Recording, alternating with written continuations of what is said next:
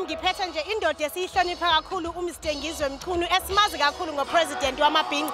Naye ubekhona la ezothi nje hamba kahle Mr Irvin wakwaShlophe. Babu president socela nje usidlulisela amazwi ukuthi ududuza kanjani umazi kanjani uIrvin siyabonga. uShlophe ngimazi kakhulu ngokusebenza naye emsakazweni oqala wangemukela after ngimukela uLinda Spear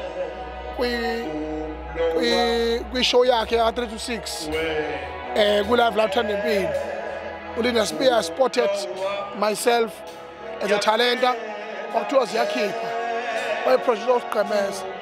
Then I got a very strong relationship nosiqhemeza until motivation enganginikeza lapho yagcina inginikeza i-opportunity yokuthi uShlophe angibize uNkulunkulu nomuntu omusha owusakaza uPV Izulu yena oproduce. Ngabonga kakhulu ngeothuba nginikeza lona ngoba is a reason of the exposure that I got and to make sure that my talent is out there until today as a president. Sina siyabonga kakhulu siTrimon TV nje nokuthatha isikhathi sakho ezumuntu omkhulu kangaka usondolo uvuma ukuthi si-engage nawe. Siyabonga kakhulu ube nosuku oluhle. Ngiyabonga kakhulu Nkosazane umuhle Nkosazana ongathi ungathola amadoda alobolayo.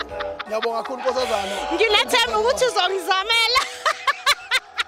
Ngiyabonga kakhulu ngiqhubeka nokwenza umsebenzi omuhle. Irvin hamba kahle mfowethu uyalwazi udaba.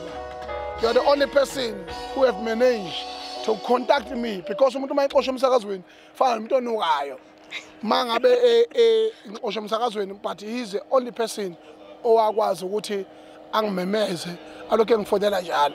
Irvin bengalona ixoki, he was a loving person.